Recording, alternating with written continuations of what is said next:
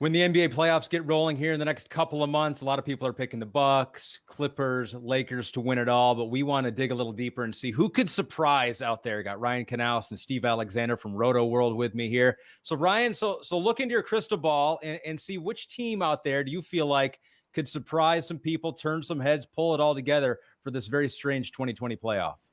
Yeah, well, you said it. It is a very strange situation, and there's a lot of unknowns that we'll just have to come across. But if I were to pick one team that's more dangerous than they might appear as we headed into the shutdown, I'll stay the Houston Rockets. I think you've already, start with Harden, MVP caliber guy. Now he's got Russell Westbrook running alongside him. I was kind of skeptical about how that pairing would work. Two super high usage guys, wasn't sure their games would gel, but they've actually been terrific together. And the Rockets run really fast. Mike D'Antoni talked about how, especially now with Clint Capella gone, he wants to push the pace, small ball all the time. PJ Tucker as a quote unquote starting center. So they can really run teams out of the gym. They have the second or third fastest pace in the NBA and the second best offensive rating behind only Dallas. So I think they have all the weapons. They can, the personnel to switch defensively. I think they can be exploited in the postseason when things slow down. And can they keep up that frantic pace that they want to play at? I'm not sure. But they come in as the 6th seed in the West, and I think they're far more dangerous than that. What do you think? Are you buying that, Steve, for the Rockets? Certainly some intriguing players. Harden on MVP pace, although did fall off a bit at the end of the season before the hiatus. You wonder if teams started to figure something out with that team, Steve. Yeah, and I tell you what, the Westbrook-Harden pairing and the fact that it worked out is one of the biggest, one of the nicest surprises I've seen in the NBA for a while. I mean, everybody was scared to death of how that was going to work. People were shying away from Westbrook. I mean, Westbrook outplayed Harden for half the season. So that's been really cool to see. So, Ryan, the one thing I would throw at you, too, is Mike D'Antoni. That's been a strange situation there. They've had extension talks. It appears now likely that he will not be with the Rockets when they play the next season, whenever that begins. And so it would be odd to have a team make a run like that and pull together when there seems to be so much uncertainty with the head coaching ranks. I feel like you haven't watched The Last Dance, Ahmed. The Bulls, I think sometimes that can be almost a rallying cry. Like, here we are. Maybe this is the last run with Mike D'Antoni. And I don't know. It'll be interesting to see, because surely that is a sort of gauntlet, and you find out the character of players. Do they respond well to that, or do they kind of fold and look at it as, okay, we've got a lame duck coach. Clearly this year isn't just our year. We'll rally next year.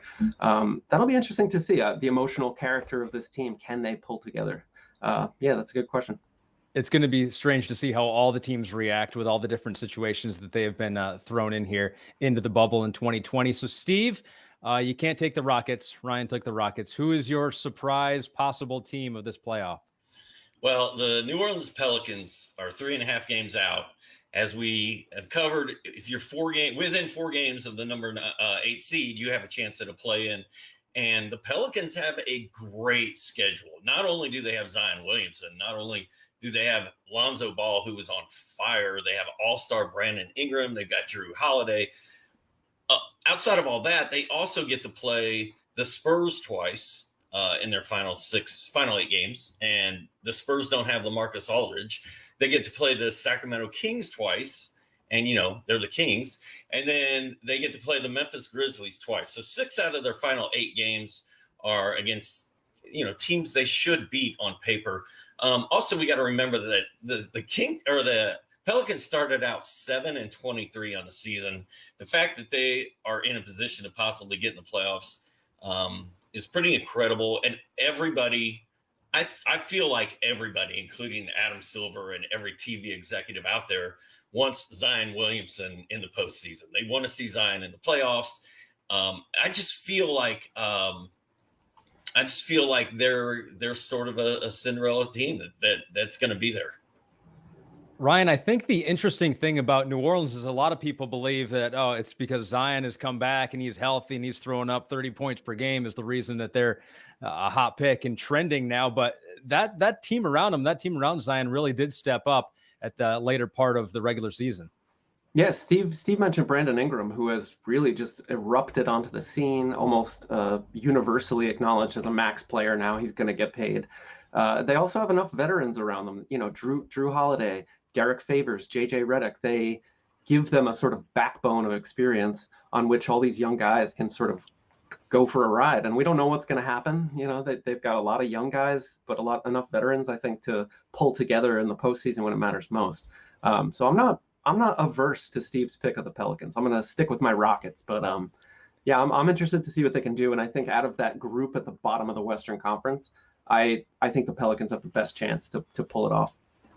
We're prepared to be surprised, and if we are, we'll be ready for it. Rockets and Pelicans in the NBA playoffs. Guys, thank you very much.